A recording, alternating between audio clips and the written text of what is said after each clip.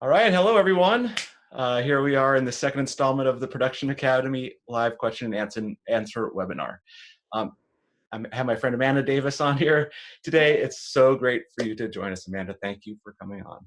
So So, happy that you asked. um, so Amanda's been touring with a bunch of cool artists. I want to talk about all that coming up soon, but I just want to let you guys know I'm going to ask her a few questions, and we're just going to talk about a few things that we have lined up, and then pretty soon I'll open up the questions to anybody else that wants to submit some stuff. So there's a little question and answer box here in the webinar. You can log in and answer and ask questions directly to either me or Amanda or to both of us. So, Okay. all right. So Amanda, how long have you been touring? Like, how'd you get into doing like sound stuff? I've been touring in October just 5 years, so Mm-hmm. a short little while. I got into audio because I just didn't want to sing anymore. Honestly, I've been singing, doing music all my life. I started piano lessons about 3 or 5, Mm-hmm. and in middle school, I realized that I knew how to sing, and I was like, "Oh, let me try this." And it was no turning back from there. I sang all the way, like everywhere, and ended up going to college and got a vocal performance degree. Oh, cool. Where'd you go to college? Roosevelt, Chicago College of Performing Arts, Oh, nice. and did that. Graduated, pursued the being an opera singer and everything, and just realized it wasn't for me. Yeah, really, opera was like your go-to. That was what you were Yep, excited. yep, That's that's amazing. what I was pursuing, and it just wasn't for me. I don't really like the spotlight, but I wanted to continue music, and I had a friend that went to SAE in Atlanta, Right. and he was doing fairly well, and just took a leap of faith and went to school in Atlanta, and as they say, the rest is history. That's awesome. And like I started piano lessons at 5 when I was young too, and I tried to sing, but my voice sounds terrible. It's like so bad. But I think like a lot of audio engineers really get into doing this stuff through music. Right, Playing music first, and right. thinking about recording and sound Mhm. and listening and soaking in music and stuff. Right. Um, like, were you going to a lot of concerts when you were younger? Like, Yeah, I went to concerts, and it was a lot of church mhm. involvement, and like anything that has to do with music. I was there, and I had very supportive parents that exposed me to different things, and that's all I know is music, Yeah, and it's just where I am. that's great. It's a great place to be. Yeah.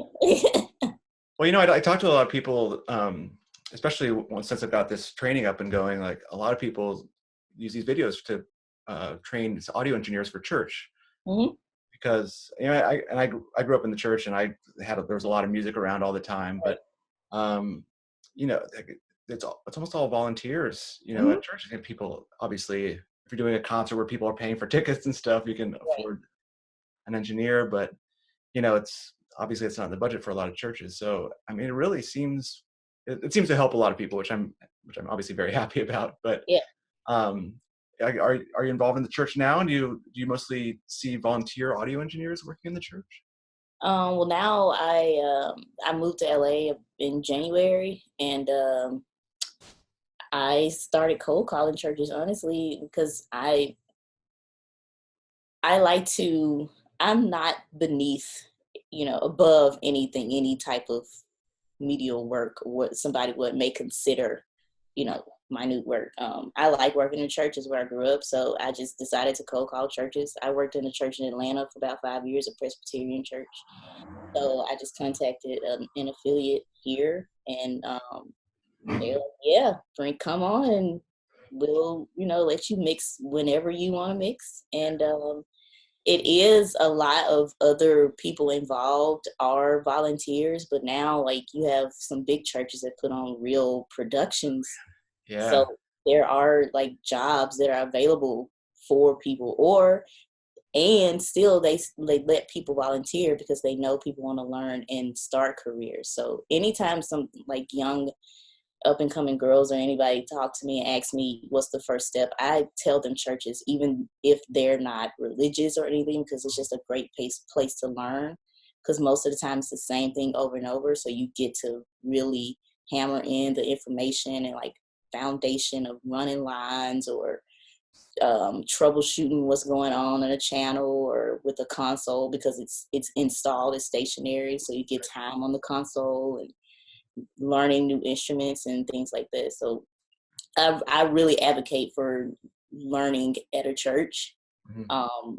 because it's to me the best way to actually do the work as you learn. Yeah. I mean, a lot of times people tend to be friendlier than at like Mhm. rock clubs too, you know. Right. That's true. So there's that's more fun, I guess.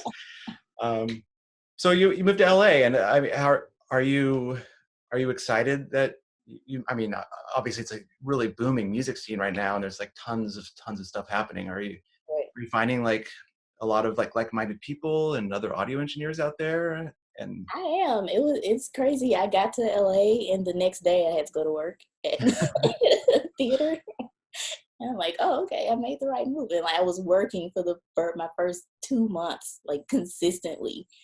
And I'm like, oh, okay, made the right decision.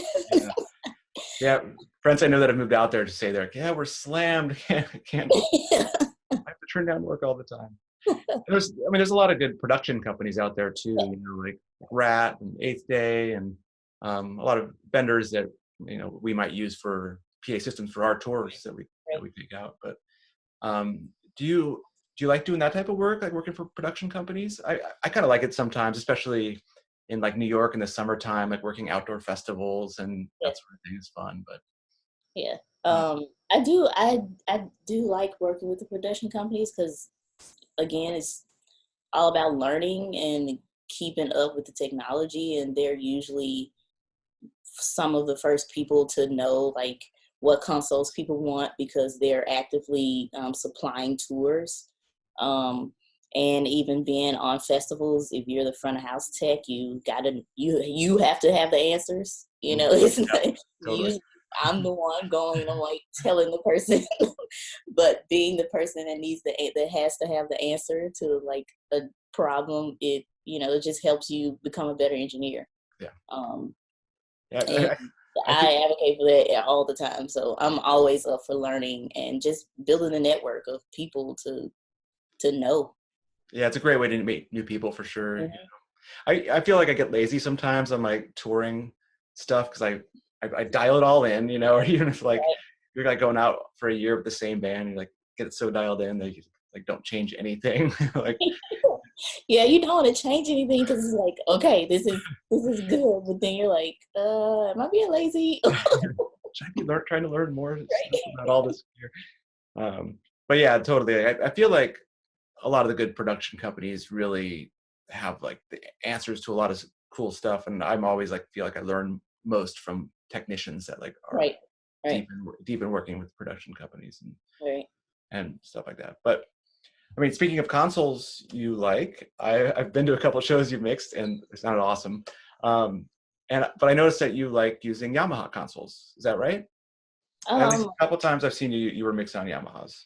yeah, the last time I went out with Janelle, I was on a CL5. It's not necessarily a preference. It just was what we came to, what we decided on, me and Tony, the monitor engineer for Janelle, decided to use. This last go round, we were on Digico SD12s. Mhm.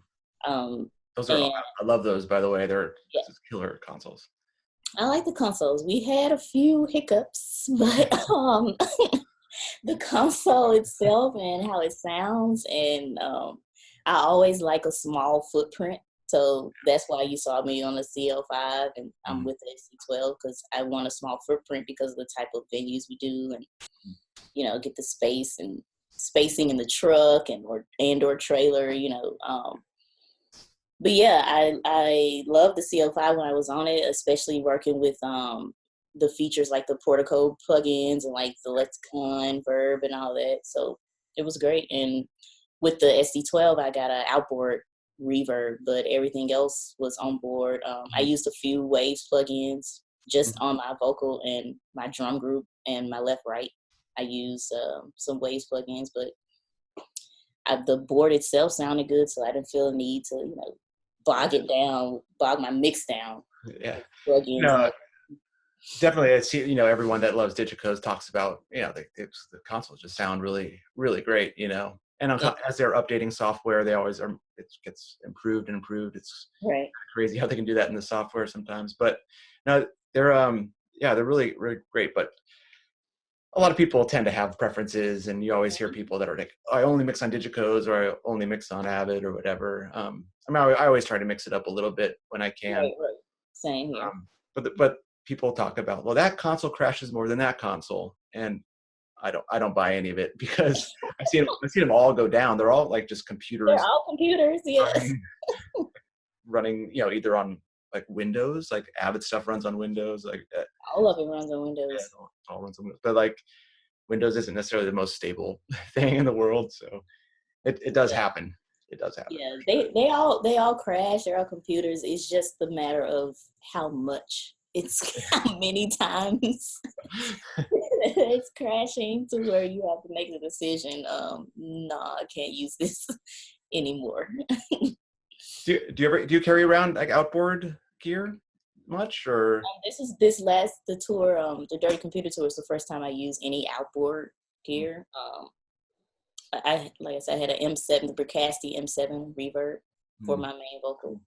Um, and I was using the 737, but it ended up, I think because of the tubes and it being pushed around and stuff, being on tour, it ended up not working out for me. But that's why I moved to the plugins like the R compressor on her vocal, in the R box. But yeah, now I'm like, yeah, I need this Bricasti every time I'm out. Like it just was a great reverb, and sounded great, and I was able to really tailor it for her voice and the type of reverb that I wanted. So right now, like I've probably developed two things that I need essential for my mix, and that is the Bricasti M7 and the API 2500 plugin on my left right.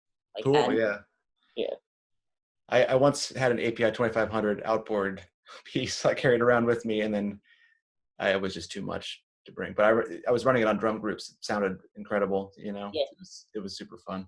yeah. There was one point I used to carry a huge rack of outboard gear around with me, but I think it was at the time was doing a lot of mid-sized clubs that had, it was all analog consoles. It was Right, really hard to roll in, and the venue might have had like 6 or 7 compressors, and right, I needed more than that, so I kind of like yeah, relied on carrying a bunch of heavy gear around. right. I'm so happy that I can just walk in with like a little Or USB P, right? stick these days, or fly to Australia and plug it in. It's there. There it is. Exactly. It's so much easier. So Um, I mean, I still once in a while see some people like carrying around huge like Midas analog mhm, consoles, like big, like really big productions. But right. it's rare these days. It's very rare. Like I just saw Muse set up at this festival in Portugal a couple months ago. I know they still do it, but I Yeah, think, that's what I see it mostly when I'm in Europe. The analog consoles. yeah. But I mean, it's fun mixing on analog, and talk about Yeah. education stuff, and like I know it's always kind of easier to teach on like what an analog console channel strip looks like. That's Mhm. why, like in my diagram stuff, I go through it that way because it's kind of easier to understand than looking at different digital consoles being laid Right. out totally differently. But it's weird, like a lot of new generation of audio engineers have just like have never mixed on one. It's like, It's very weird. I'm like, what? I was in Asia, I think it was Tokyo 2 summers ago with Tina and Sarah. And I don't know, for some reason I couldn't bring in a console. Mhm. And I was on a Midas Heritage, I think, in there, and they had like all this outboard gear, and I had to build a file from like scratch, build a show from scratch. And it was fun. I Mhm. mean, it was fun to be able to like see what the outboard compressors do, and I'm just like, wow, Yeah. this is really back to like Yeah. the basics. Yeah, and it's cool if you have time, and you can like sit around and play with it. Like we did a Heim show in Japan a couple of years ago, same thing. Like built it all up, and there was, like 50 inputs and Yeah. kind of going through a lot of stuff. And we had like hours to do a sound check, so it was totally fine. Like totally sat there and worked with them. And engineers in Japan are like really good anyway in Right. general. Yeah. Yeah. But yeah, it's like if we were like going to a festival or something, it was like it would have been a disaster. Nightmare. Yeah, I know. But that's when I'm grateful for my education too. Mhm. And when people ask, should I go to school or should I not? Like, that's where my education really comes into play, as opposed to not. I hadn't gone to school and like was self-taught, which a lot of the live sound stuff I kind of am, Right. but I really relied on what I learned in school as far as when I had to hop on the analog console. Totally. So, can I ask you about SAE? I know it's like, I mean, I've never been to audio, I never went to audio school, but was it almost all recording techniques, or was there any kind of focus on live sound at all? At the time, the curriculum was studio based. Mhm. We had like 4 days of live sound, which was, at the time, I wasn't focused on it. So I was like, oh, okay, I'll just, I'm gonna go to class, of course, but it's not what I want to do. But now the curriculum, the live sound class is 2 weeks. Okay, gotcha. But yeah, at the time, it was very studio based, and that was the focus. Yeah, I mean, I definitely wanted to do recording first when I was younger. Mm. I had a recording studio in Chicago actually for, Oh, really? yeah, like in the very early 2000s. A couple friends of mine and I opened up a studio, and back then, like we were doing analog stuff, like 2-inch tape, Right. like making records and cutting tape and splicing it together and all that stuff, and Yeah. huge like 8-foot analog console and Neotech Series 3C, like, but it was super fun. But man, it was hard to like run that as a business. Like Yes. it was expensive to maintain all this gear. All the gear was from the 80s and 70s and stuff, and it was hard to maintain. It was hard to like get clients and stuff. Yeah, that was happening when I graduated in Atlanta. I found some really good internships, but it was kind of a time where it was shifting, and the whole recording industry was kind of going down because everybody had a laptop. So Yeah, it was like, I don't really need an engineer because I can do it myself. Or, like it was, that 360 deal stuff started happening and all that. So it I got I was blessed to be in that transition time of people wanting to actually like keep their studios open. So they were giving out internships and like allowing people to learn and stuff. mhm. But now, like a lot of studios are closed in Atlanta, and it's getting kind of hard That's the because same in New York. technology. A lot of classic ones have gone down. It's kind of Yeah, sad to see. yeah, But it's good to be involved in live music for sure. exactly. There's a lot of stuff happening, and Yeah, it's, yeah. it's People are always going to do shows. Like artists are going to do shows. yeah. And you'll have live music in the church and in clubs for all the time, forever. So Yeah, it's and I talk to people who ask me like, do I have to do only live stuff, or like can I do studio stuff too? And I know a lot of people that do both, that like kind of dabble in some like recording when they're at home and also do some touring, and right. a lot of them like it, and find some balance in that. So I always suggest to people that they should absolutely do both if they, if they Do want. both and see what you like. I know I don't like being in the studio, so no. Yeah, well, when I was shutting mine down, like I got a job offer. I was like, "Do you want to go on tour?" Like somebody that I ended up working for like 2 years, which is pretty much my only client for like 2 years. It was great. I don't have to like go to hustle, try to find new work, and I get to go see the world. And like I have a total travel bug. Right. I love getting on a plane, so it Yeah, suits me. But I exactly. I, I love doing all the live stuff. So. Yeah, me too. Um, so let me just look at a couple questions here. I mean, do you like traveling? Is it something that you really does it factor into your enjoyment of the job?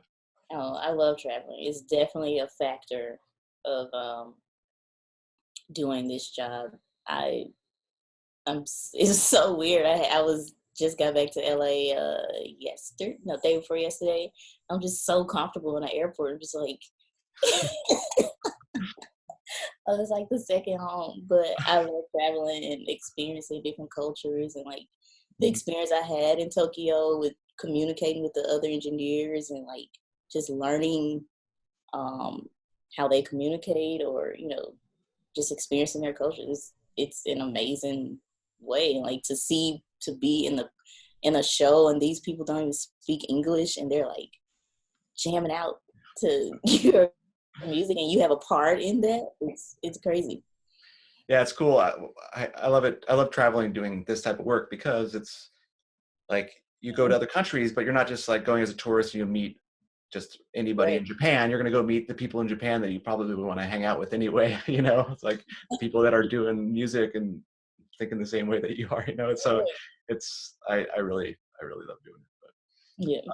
Yeah. So let's see, festivals versus clubs. Hmm. Do you prefer one or the other? And like, Um, and if so, what's the difference in your workday between the two? of course, one would prefer the headlining shows over festivals because you just have more time to make sure everything is everything. But there is a rush that, as a live sound engineer, you get anyway from being a part of the real time show and what's happening. Hmm. Um, to just have the challenge of plug and play. Yeah. Um, but I definitely prefer being at a club and having the time to sound check and make sure Yeah. things are good. Typical day, it just depends on if you are on tour or not. Like with Janelle, we do a lot of corporate shows, Hmm. so that's kind of that's different from tour. So with tour, you are traveling with your gear. You got to load in, do a sound check. Like everything is, timed out according to how you need the day, or you and the production team have come up with how the day to go. With corporate events, you've advanced the console that you need and mic package and everything, backline and stuff. So when you get there, everything is for the most part already the stage is already pinned and set up, and you just kind of guide them through and you load your file and the show happens. With festivals, it's kind of the same way, but you don't always get a sound check. Hmm. Um, so it's kind of you do a line check through your headphones and make sure you're getting output and lines are what they're supposed to be, and then open up and have a show. Yeah, and you never know. Yeah, sometimes you don't know. Right. I mean, usually like headline. I feel like headlining acts, like each stage's headlining act usually gets an opportunity for a sound check at Yeah. least. But sometimes if you're flying around, traveling far, you can't even make it. You know, and it's like, We don't have a sound check. Like we're about to do a festival on the 12th, and there's no sound check. You just gotta pray. see, but at least you can load a file, right? At least you could like Yeah. know that you're most of the way there and like make sure to tune the Right. outputs. You know, once you Yeah. start going. If I like the second song, you're like, okay, the mix is second or third song. Like, okay. Once in a while, I do a festival where it's just like straight from the beginning. It's like awesome. It's like the Hmm. best feeling in the Yeah. world. Like Once in a while. any kind of sound check at all, and here we go. It's great, Right. Great. but it's kind of rare. Yeah. um, is there like a specific kind of PA that you prefer these days? Like, because doing all these festivals and stuff, clubs, different clubs, and touring, like some people get to bring their own PA system around, but obviously it requires a certain size production. But I know it's kind of cool, like hear all the different PA Yeah. systems. Yeah. Is there something that you like more than anything else? I've really liked anytime like those rare moments we just spoke about. It's been on a K2 rig, Mhm. D&B or L Acoustics. They just, as soon as you open them up, they just work. Yeah. Um, I've developed a liking for Meyer. Um, I don't remember like in particular what rig it was, but I really like the Meyer rigs. Yeah. But for the Yeah. most part, L Acoustics, D&B, they just work. Some of the technology they're coming up with now is just so incredible. Yeah. Yeah. I toured the Meyer factory this year. and it was really a cool tour, like because they Yeah. manufacture almost everything like there in Berkeley, California, and but like talking about some of the new technology they've been developing, and I know I know like L Acoustics, and they're all developing similar things that Right. like similar, more advanced technology with covering rooms and stuff. But man, it is mind blowing, some of Yeah. it, and Yeah. it's in a way, it's really like it makes me super happy and about doing this job, because Mhm. the better the speaker systems get, like the more important our jobs are, because you can Exactly. actually hear the mix. Like you can like some of the like really nice new PA systems. Like I was on this Adamson E15 rig, and it was like just such crystal clear, and it's happened on K2 rig. I love K2 rigs, but it's it was amazing. It's like, oh, I feel like all my mixing decisions, like my compression decisions and my EQs, are actually really important, because you Mhm. can kind of stand Everything anywhere in the room. you hear, right? Exactly. Cool. Yeah. And it really depends on the tech too, Hmm.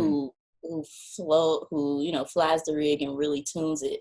Yeah. Because um, I'm not really a fan of the JBL um, uh, Vertec or the VTX, but I just had a show in Edgefield, Oregon, and that rig sounded, it was a JBL, and I've never heard a JBL rig sound like that. I'm trying to remember the guy's name who was the tech. I'm like, what did y'all do? Because this sounds really good. I've never heard a JBL rig sound like that. So it's like it balances out if you have a good rig and a great tech who knows the rig and knows what to do with it. Yeah. Like they have a Vertec rig in Radio City Music Hall, Hmm. and Yeah. it sounds great. Yep. They just like they've dialed it in, and They it dialed sounds it in. really great. And union labor is very expensive in New York, so like a lot of people would be carrying that would play that type of place. Like Radio City would bring their own PA in most places, but it's just too Right. expensive there, Right. because it would cost extra, however many tens of thousands of dollars to actually put a PA system in there because of the Yep. union. But most people just don't, because Right. it's the JBL sounds good there. Yeah. Um, all right, so I want to open up questions to anybody. Um, I see maybe Dave Young has one for us. Um, I guess until we get there. Oh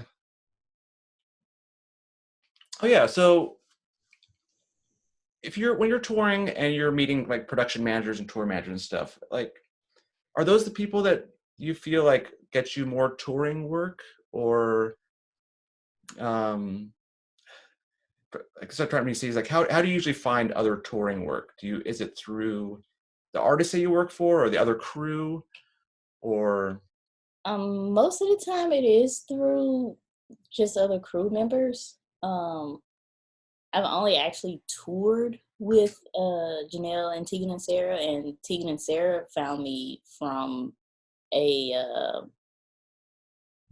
a gig that I had like 2 years prior to them finding me with Janelle. But my front of house tech, was another young lady, Annalise Coulee, and it was just a random, like, I remember this girl from 2 years ago.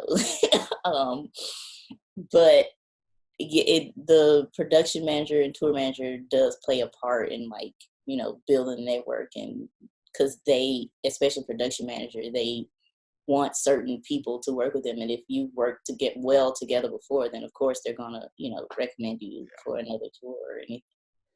yeah? For me, it's like almost always been like tour managers, like Hmm. recommending me for other tours, and Right. which which is good. If you work with people and you work with them a couple times, it kind of starts to feel like a family for sure. Right. Exactly. Which is one of the most fun parts of doing it. Exactly. It's Yeah, like, it oh makes yeah, life so much more easier when you work with your friends. absolutely, totally. And it feels like you're hanging out. All right, so we got a question from Dave here. He says, "Hi, yes, Amanda, I admire you and your work. How do you approach mixing in general?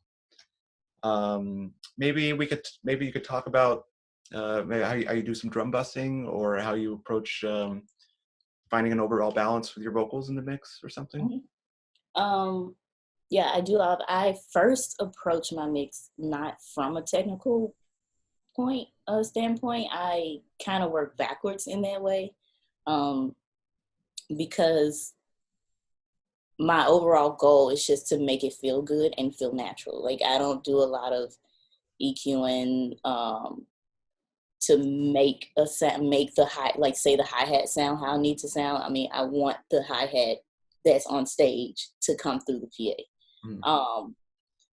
But yeah, I do a lot of. I did some drum grouping this time around, and I put like a H comp on my drum group and just like hit it a little bit to just kind of bring it to life. Mm. Um, uh, with the vocals, I do my go-to is 4-to-1 ratio on compression, fast attack, fast release, and around like negative between negative 18 and 20 on my threshold. Mm-hmm. Just to catch the peaks, especially with Janelle, because she has great mic technique, so I don't really have to do a lot. Right. I just want her to really sit in the mix like I needed to sit. So I do a little bit of compression and I put the RVox on there, and that really I just kind of barely have to ride her fader.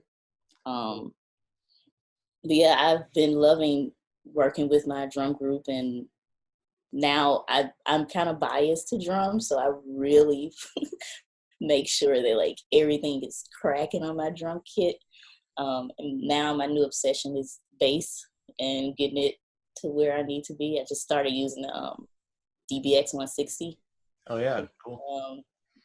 plug in on that one, and it's been really making the bass go. So I've been like fiddling with that every show, like just experimenting and making it feel good. But I just approach it as a musician and not as an engineer, like technically making it sound good. Like I trust that I have professional musicians and singers on stage, and I want to hear them and what they want to bring forth, and just be that extra band member and just bring it all together and just make it feel good for the audience. That's awesome. That's so cool. And I think like the idea of approaching a mix like a musician is really important. You know, it has to be music first. You know, Right, exactly. it has to feel like what their band is trying to do. You know. Exactly. And you know, I don't know. I tend to EQ more than most people. I feel Mhm. like, and I feel like sometimes that actually gets me away from some musicality. So I try to check myself sometimes Yeah. with that. But yeah, how about vocals? I mean, I know some people like really think about the vocals first. Like, if you're gonna like try to tune an overall PA system, would you, you know, like, would you think about the vocals first? Like, just Yes. run a vocal through the PA and try to tune to the PA for that, or how do Yeah. you? Vocal is always the focal point of my mix. Number one, because that's who people are there to see. It doesn't matter. I am biased for drums, but nobody's there to hear crack and snare. Like they want to hear the name on the marquee. So the vocals are important. Um, I do a virtual sound check. Hmm. So I record every show and then I play it back the next day to after I've actually tuned my PA to get to how the PA wants to sound, and then I do a virtual sound check and I just solo the vocal and I flat out the EQ. I use a parametric on the channel and I also use the graphic on the vocal. So I just flat the graphic for the most part because the parametric I'm always going to stay where I set my go-to parametric EQ, but I flat the graphic and I just make sure it's sitting and where it needs to be and clarity of hearing the words and it's not just audible. I can understand what she's saying. Yeah. And I just go from there and build them. I solo the vocal and I build my mix around vocal. And I'll bring up my DCA for drums and my DCA for guitar, and like I'll build it in playback. I build it around my vocal. Yeah, you know, I've been using virtual sound check a lot. I mean, pretty much only like when I'm on tour every day, and it so helps, It's especially so helpful. with the vocal. Yeah, just running the vocal, like Right. performance level vocals. Even during a sound check, they're not going to hit it as hard. No, because they're preparing for a show. They're not going to sing. They need to Totally. sing. So to think of that actual, like, really, this is how the show is Right. going to sound. I feel like it helps so much. It's so helpful. All right, we got a question from Adrian here. What was one of the worst things that has happened during one of your shows? For example, a speaker blows, your console just freezes, etc. And what did you do to fix it? One of the worst. I've had two horrible moments, but the worst one was at a festival where I did not get a sound check, and I opened up everything, and I didn't have any output. Like, it was nothing. It was like the band was up there miming, and I had no idea what was going on. I just was convinced I was fired, and this was the last time it was gonna happen.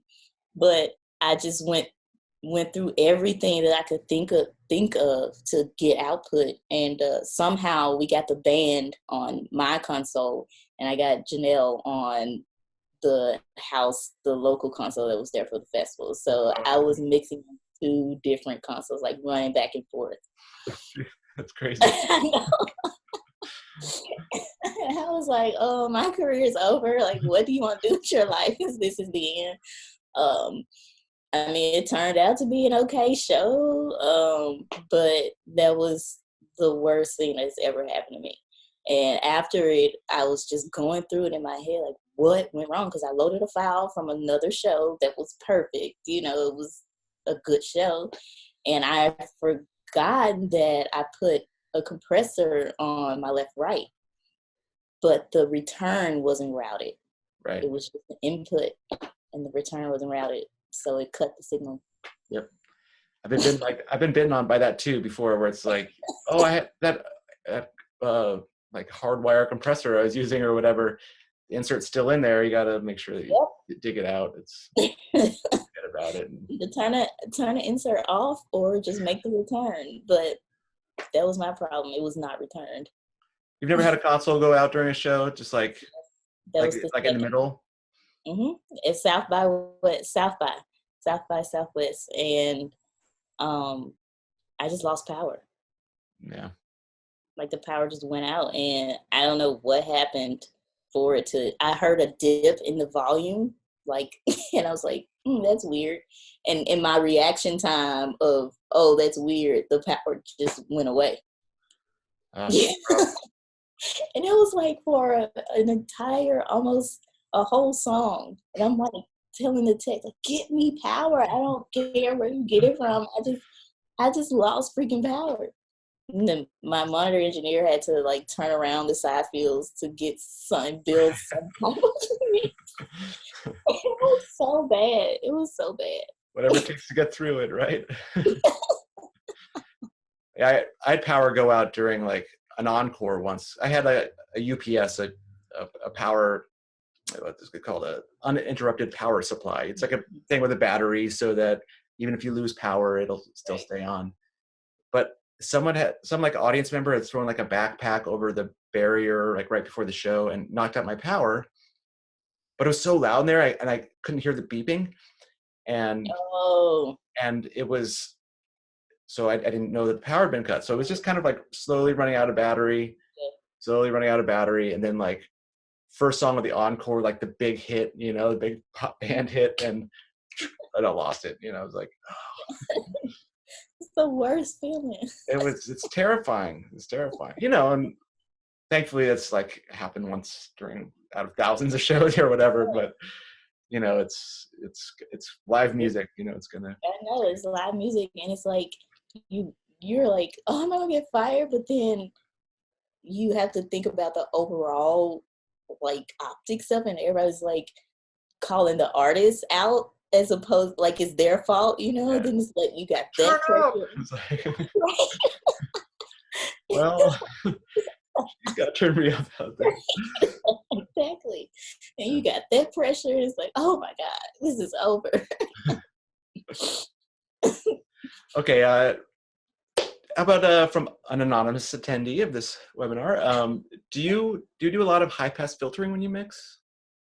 I do. High pass is my friend. I high pass everything. Um, and kind of sometimes pretty aggressively. Like my keys, I'm up to like 200 or a little higher. Mhm. Even sometimes my kick drum, just to kind of round out the low end, Mhm. I'll high pass. But every mic on stage has a high pass filter on it, Yeah. depending on what it's doing. It's how I go, but at the most, every mic on stage has a high pass filter on it.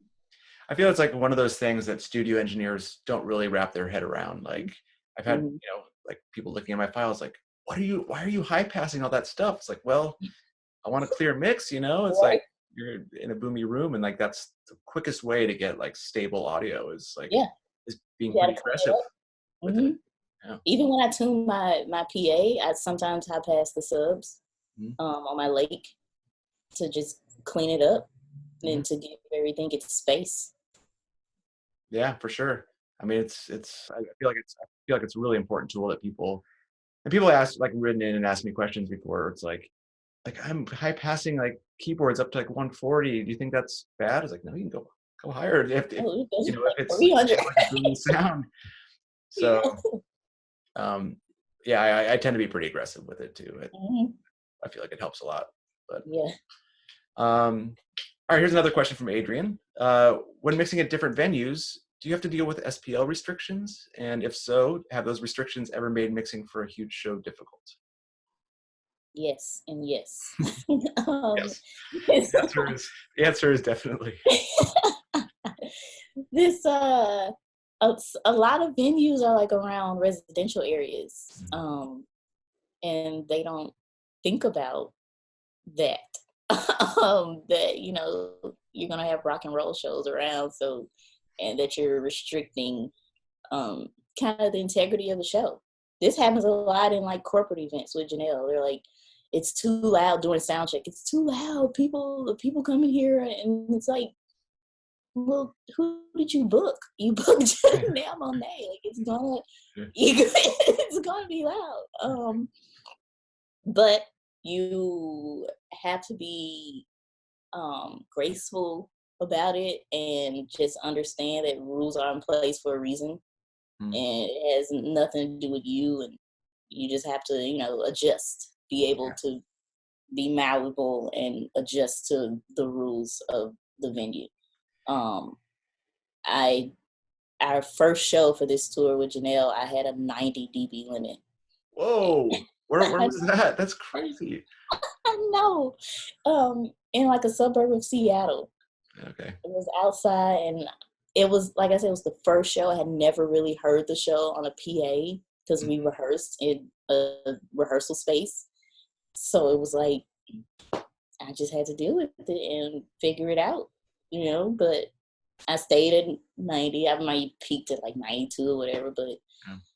they were very grateful that I stayed at the DB limit. But it's just something you have to deal with. And if you peak over, depending on who the house tech is, they're either cool about it or they're pricks. I've Yeah. run into a few pricks Oh, me that too, for sure. put a compressor on my mix and made it sound horrible Yeah. and would not loosen up the compression. Yeah. And I'm like, really? Yeah. You know? Yep. I mean, I've been there too. Absolutely. Like people like I could hear people changing the PA systems. It's Hmm. killing me here. But I find that if I show up and try to be really nice about it from the Yeah, get go, like, oh yeah, like totally gonna play ball, uh, right, then you're able to get away with a little more during the show right, usually. exactly. If you go in and you're just like, no way, this is terrible, Hmm. people are like kind of put off by that, which Yeah, makes sense. I guess if you're nice to people in general, you generally in get treated general, nicer back. you got to be nice in general, right? Because 9 times out of 10, you will be back at that venue, and you want it to be easy. Yeah. Yeah, you'll see the same people over and over again. Yeah, It's like it's a small world after all. right. But no, I always find like the most SPL problems in like Switzerland. I feel like it's like the crazy, Really? yeah, like craziest DB limits, like parts of Europe. Switzerland and Northern Europe are always find like worst limits. Yeah, I had well, it was like 95 at Oshiaga with Tegan and Sarah in Mhm. Montreal. And that was like I had listened to previous acts and it seemed super low. Yeah. And if you watch from side of stage, it was like it felt like no PA was on. Yeah. But Yeah, it was just it's yeah, not very satisfying having right. to do that. But Oshiaga has the best catering. Oh my God, Oshiaga is the So best festival. I've been telling everybody, like, have you been? Oshiaga is the best festival. we're like the last time I was there, they were like had this huge round of Parmesan cheese that they just broke into, so like the freshest thing. I love that stuff. Like fresh oysters and stuff. It was, Yeah, it was crazy. I'm like, oh my God, he's coming here every year. um, all right, here's another one from Dave. Any suggestions on using reverb on lead and backing vocals? Like, what do you have?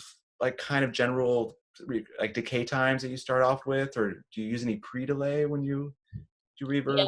I usually my go-to is a 32 millisecond pre-delay Yeah. for vocals, and I tend to EQ my return as well, just like I EQ my vocal channel Mm-hmm. to kind of make sure that it's in the same space. Yeah. Um, and yeah, send that same reverb to my BGVs. Um, my decay time, I sometimes play with, depending on the song. Like this time around, I programmed a special reverb for a certain song because it was a real like psychedelic feel and Mm-hmm. it had some delay time and modulation. So I mess with all of that when I can to kind of really tailor and craft a reverb for the song or overall vocal in general. Yeah. I think I have like 3 reverbs going on that on my Heim mix that I do. Mm, Different like different field songs, right. different like the louder ones, more up. I'll have like a super short plate, that kind of brightens up and kind of opens some short space, but Yeah. and like longer rooms or a hall for like a more dramatic kind of slower song.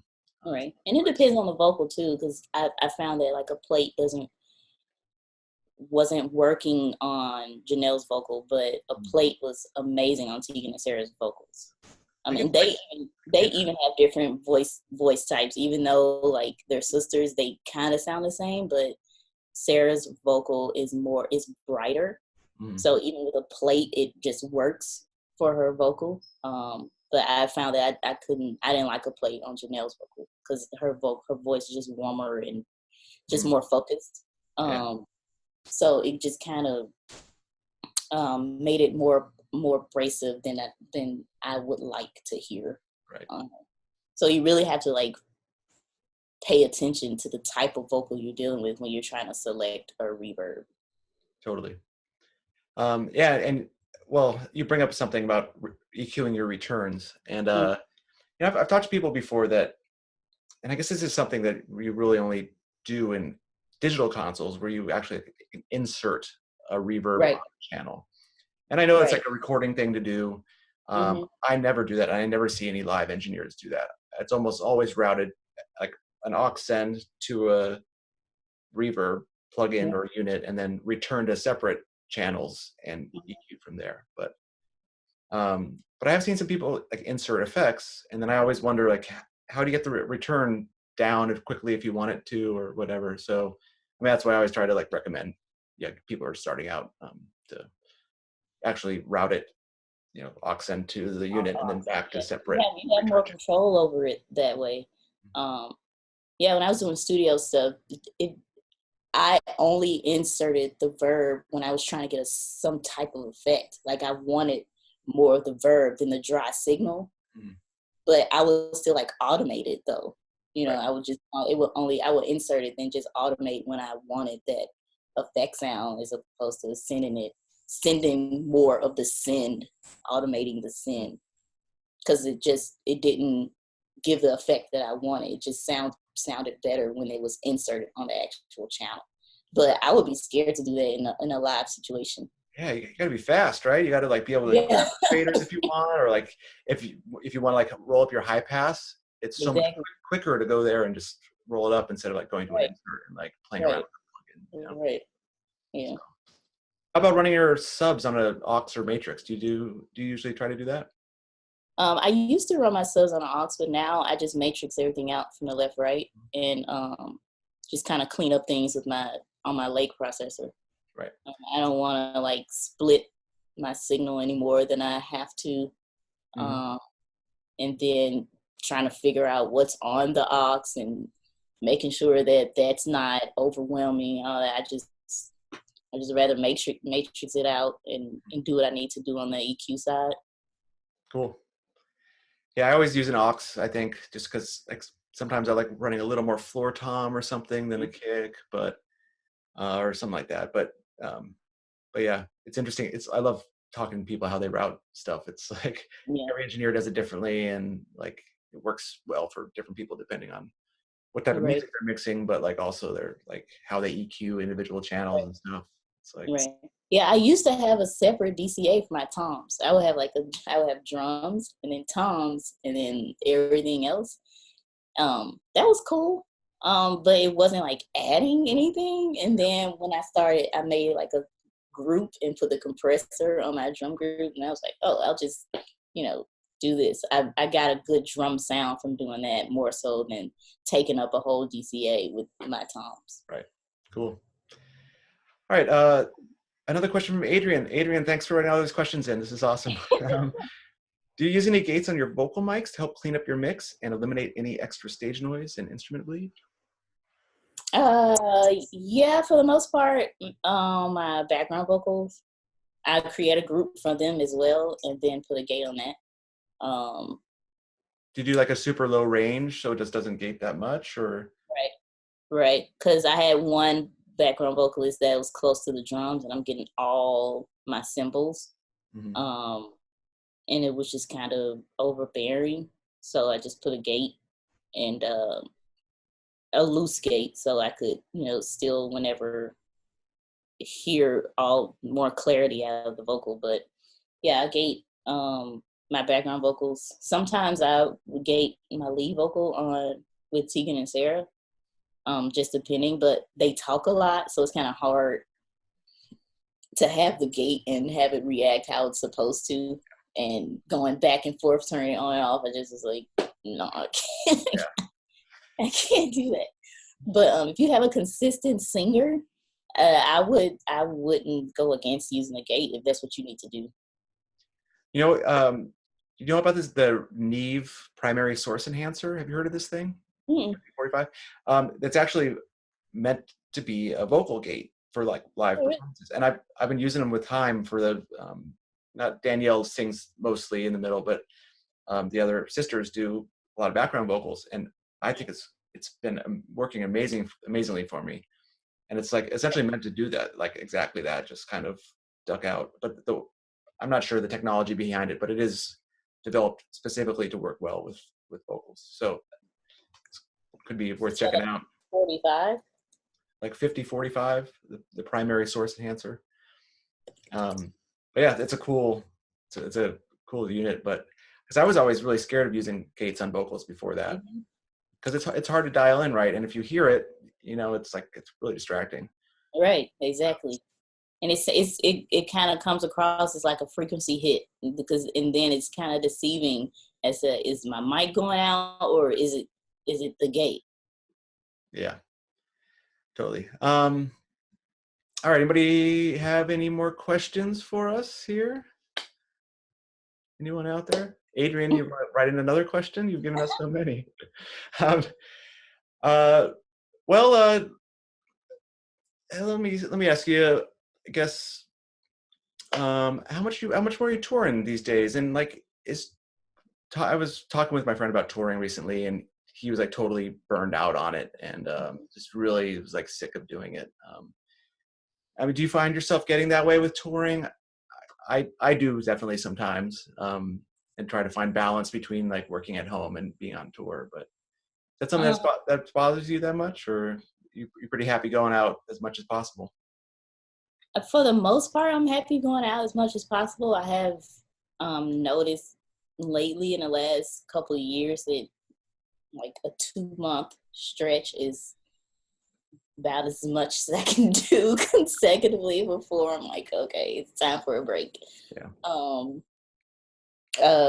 but yeah, I'm not burnt out at all. I want to tour until my body is like, we can't do this Yeah. anymore. um, but I do know that if it's more than 2 months, like consecutively without a break, then I'm gonna have to make some decisions, and figure that out. But yeah, I'm not burnt out at all. Good. I love touring. Good. It's great. I do too. It's Yeah, I always like it's so much fun doing shows. I just always want. it's fun. Um, but I do get burnt out if it's like if it's a long tour, like Yeah, 4 or 5 weeks, and I always want to kind of break before doing it again. But yeah. um, You need a break because I mean you have long days, especially when it's a big production. I'm sure with that High production, it was long hours because it was a big show.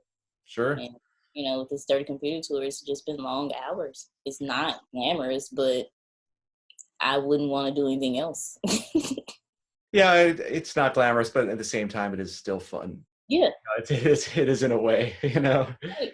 because you do get you get to like be involved with stuff like this. Yeah, you So, get to really do some really cool stuff. all right, we got another question from Dave. How about any tips on EQing drums and toms specifically? Oh, I've just gotten to a point where I like how my tom sounds. So, high pass filter, like we talked about earlier, 90 to 100, even on your floor tom. It just cleans it up. And a lot of the mid-range stuff, like around 300, you dip out. Sometimes you can EQ your floor toms like your kick drum, depending on the drummer and the sound that you're trying to get across. Um, but that's mostly what I do, and I just leave the high end for attack, Mhm. so I can get the attack and then get the low end of the floor tom. But high pass filter is your friend, Yeah. and dipping out the mid range, and that'll get you start. Oh, that's a good starting point. Yeah, once I figured out that I could really like dip like around 300, 350 and like start to get kind of bigger sounding toms, Right. I mean, some like pop music stuff, I'll cut a ton of that stuff out Yeah. pretty Yeah. wide, and like then you can even give it a little more gain after that, and then it can really pop out in a mix like in a really good. Yeah, that's crazy. That's what I was noticing all tour, that when I was tuning my PA, I was dipping out a lot of that 300 anyway. And I'm like, but now that you say it, I've been trying to think about it. I'm like, it's the pop sound, this kind of cleans it up and opens up the other spectrums of the frequency ranges. Yeah. All right, we have another question here, and I can't believe we haven't even talked about this yet. But they say, was there a particular female audio engineer that inspired you to get into live sound? And I mean, this is great because we obviously need to talk about this. Like when I started doing sound, it was like all dudes, Yep. all like old grumpy dudes, and it was like and it was off-putting for a lot of people playing music to just kind of face that day after day, after every show. And um, I mean, the face of it is changing a little bit. I mean, I see a lot more female audio engineers, and like organizations like Sound Girls have Yeah. done so many amazing. I mean, they're absolutely amazing. They've done so many amazing things about um, just like trying to get young women involved. Um, so, I mean, was there a particular female engineer that really kind of made you think like it's not just dudes and I can actually be involved? Not when I started doing live sound. When I was doing studio work, I was very like focused on being a studio engineer because I hadn't discovered live sound Mm. yet. So my inspirations were like Ann Mincelli and Marcella Oreca. Like I was like, nope, I'm being a studio engineer, and those are my inspirations, and who I want to focus on. But then when I started doing live sound, I didn't have any women inspiration. I didn't know. I thought I was like alone. I didn't I knew it had to be some other females, but I was so focused on like just getting better. I didn't research any or try to find them. I just was like, maybe they exist, but I didn't have any inspirations because it wasn't out there. It wasn't known until like after I started touring with Janelle. And this was when I started touring with Janelle, it was 4 years into my development as a live sound engineer. So I had been doing it a while and I still hadn't found any other women until like I started traveling with Janelle, and then people noticed me. And then I was like, oh, it's a whole community out here. And Sound Girls, Carrie from Sound Girls was one of the women that contacted me and helped me find this other community. And from there, it just kind of spread and just opened my eyes to so many other organizations, especially this last tour I did. I opened up, well, Janelle allowed me to open up Soundcheck for young girls to come shadow me and just observe Soundcheck and be exposed and network with each other. And I found some more organizations from that I had no idea existed. Like, I knew Women's Audio Missions existed with Terry Winston, and Women Entertainment Empowerment Network, Girls Behind the Rock Show. It's a bunch of organizations out here that are geared toward young girls and young women that are trying to enter into audio or just production in general of live concerts.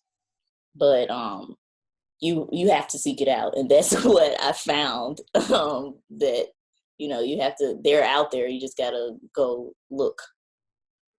Yeah, I mean, and it's such important work to these organizations to be reaching out to young women and opening them up and trying to like show them that that they can do it. It's like it's been frustrating to Yeah. see how much just kind of like, I don't know, this just macho thing that happens, and Mm-hmm. it's annoying, like Yeah. it doesn't create a good work environment, and Right. it's just better when there's like women around, like in any industry. So like I work with a lot of female artists, and I just prefer like working with women, but it's hopefully something that's changing, and a lot of these organizations are obviously doing very important work. It's definitely changing, and I will say I haven't had that many bad experiences with men when I've been the only one for a lot of my career up until this point. But it they are usually happy to see me coming. It's cool that I've not had too many bad experiences, and people have been welcoming. The guys have been welcoming and um, helpful, very helpful. And a couple of engineers that I admire have kind of taken me under their wing and shown me things and gotten me gigs. So it's been a good experience. That's great. Well, Yeah. I mean, that's really cool. You're doing the sound checks, like inviting young women in. That's so cool. Yeah. Uh, makes me want to do the same thing when I'm out on tour, because it's inspirational. So Yeah. It was very cool, and I'm very thankful to Janelle for letting me do that, because sound check is a sacred space. sure. You don't want to put the artist in a certain position, but she was super cool about it. I've actually been, a lot of artists I work for have been very supportive of Mm-hmm. me, even doing like the production academy stuff. Yeah. But just it's one of those cool things that you get to develop relationships with these people who, these artists who are usually going to want to help you out, and Right. be cool. So Right. it's another cool thing about music. Yeah. Yeah. All right, we have another question here from Adrian. There's so much competition in live sound because everybody is an audio engineer or quote unquote audio engineer. What advice would you give an engineer who's trying to stand out from everyone else and make a name for themselves? It's a good question. You have to first know yourself and what you are bringing to the table that will make you a distinction. Like, do you know what you know what you're bringing to the table. It's kind of hard for me to say to tell you what to bring to the table to distinguish yourself if you don't know what that is. I like I said earlier, I know that how I approach my mix and I approach it as a singer. I know that's something that is not necessarily probably unique because a lot of engineers are musicians, but I mean, I have a different perspective as being a singer is how I approach it from an engineer standpoint. But one, I will say that you just have to care. A lot of people are in it for money or they don't have a passion for it, and this is not something you need to do if you just want to make some money. Um, Totally. you have to like really care about the vision of the artist and deny yourself a lot of times because it's not about you. Yeah. That's a good start to know that like that person's name is on the marquee, not yours. Yeah. And you have to do what you can to let them know that that's your mindset. Yeah. Well, one of the most important jobs working for any artist, if you're, trying to work on as a touring engineer, I feel is like you need to be there. You're there to support, especially your Mhm. singer. Right. Like you're having them. The ultimate thing you can do in your job is have them be comfortable and not worry at all Mhm. about how your mix is. And Exactly. some of that comes through with like, you know, working together for a bit and like building Mhm. confidence because their friends tell them that it sounds good or whatever the Exactly. manager tells them it sounds Right. good. But yeah, that really is like the most important service that I feel you can provide, like if you're on tour with somebody. Right. I also feel like if you want to get work, the very best thing you can do to people or do is just be nice to people. Be nice. It's That's how just I got a lot of studio work in Atlanta. Like people didn't even know my skill set. I sucked, but I got a lot of internships and jobs because I was just nice Mhm. and pleasant to be around. You spend a lot of time with people when you're doing this type of work, and they don't want someone around that they just don't like or they don't like being around. Absolutely, and it's critical. And I see people show up at gigs and are just like mean or yelling or being negative, and Yeah. it's like obviously I wouldn't necessarily hire them for Right. another job because I like it being all posy, and like and having fun at a show because it's kind of like Supposed to be. That's the point. yeah. So, but I mean, I feel like I've definitely got jobs just from being polite and nice. Mhm. Um, but then you gotta have your skills together and Exactly. keep the Yeah. job. But I think if you're getting in the door places for sure, that's like super super Right. helpful. Right. Um, oh, we have another question from Dave. Dave and Adrian, you guys are awesome. Any recommendation on trying to get into touring as a backline tech? Hmm. You could possibly, I mean, whatever city you're in, I don't know, you could start working at spaces like SAR or Center Staging or any like company that provides backline Mm, or that provides rehearsal spaces and people are just there and see your work, are able to see your work and work with you. Um, and just always study and know musicians because you never when and if that opportunity does come and you've been studying and knowing what a drummer likes and their setup, then that makes it even more easier for you to get in the door and or keep the job. yeah, Because a lot of times, especially on this level, like a Haim level or Tegan and Sarah or Janelle Monae level, the production manager or whoever is in charge, they just don't have time to teach you mm, things and and or how to tour and things like that. So the more you know, the more you've been learning and educating yourself and just doing the work, the better it is, the better chances there are of you getting hired on a tour. totally. And I feel like it's the same with doing sound maybe, but definitely for backline techs, getting to know tour managers. If you just Mhm. reach out to any tour manager that you can that you can contact, Right. or managers of bands too. You can reach out to management companies, but tour managers really are the people that are going to be like, oh, I know that I can call this person. If Right. you're on their email list, they're going to be the ones that like hire you. So I I also think that, like, especially these days, like, I mean, it's still in this pop world that I'm mostly working, but so many bands use playback stuff, Yeah. I was just about to say that and you if gotta you gotta know more than just the instrument yeah, that you're focusing on, because you could possibly be wearing two hats. and Um, that's a really, like, it's so many bands looking for that these days, yeah, and keyboard tech, and you are playback tech, so you have to know. so I feel like these days more often than not, it's almost all Ableton. I mean, some people Mhm. use Pro Tools, but I mean, do you guys, Tegan and Sarah, do they use Ableton. Ableton? Yeah. No.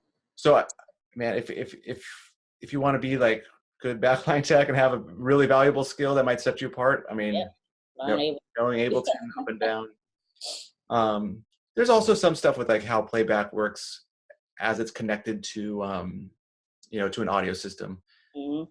And I do a little bit of talk about that a little bit in my Essential Live Sound Training course, but definitely I'll be making more videos about that too, because I think that's really Yes, that is a very good skill to have if you know Ableton and you are a backline person. You're probably more likely to get the job than somebody who's just a backline tech. yeah, totally. I mean, I even know like some companies in LA that they'll they like build playback rigs and will hire different playback techs, and you Yeah, can might be able to get in with one of those companies, yeah, and that depends also where you live. right.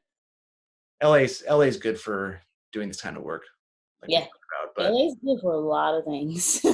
but if you get established and you find some clients you like working with, I mean, you really could live anywhere. I know people Mhm. live in the middle of of nowhere, and as long as you get to an airport, you're Yeah, fine. So you don't have to live in the major cities, I don't think, right. to get work. But it's just a little harder to reach out and find the Yeah, people that are going to get you in. So, yeah. um, all right, we're gonna do one more question. This is also from Adrian. She said, "I attended one of Amanda's sound checks." So, and Oh, asked if there are plans for more open sound checks in the future. yes, that was a trial run. It was my first time doing it, and it went pretty well. Um, so yes, I do plan on doing it in the future. I have to figure out what would be more beneficial and or logistics as far as like if we do a private event or festivals, because festivals are different. I think it would be good for people to see how that day works. It's just always hard as far as logistics, getting somebody on the list of personnel and stuff like that. But I do plan on trying to think that through and offering that opportunity. Yeah, you know what, Adrian, I'm gonna try to do the same thing. Amanda's totally inspired me today, so I'm gonna try to do the same thing. Sometimes, whenever I can. Yeah, So I think it's cool to to be able to yeah, do that, just to kind of see how shows operate. right, right. Um, all right, Amanda, thank you so much. Oh, It's so you're nice to welcome. talk to you. Thanks for asking me, Scott. And I'm sure I'll run into you soon out at a Yep, festival or something. yes.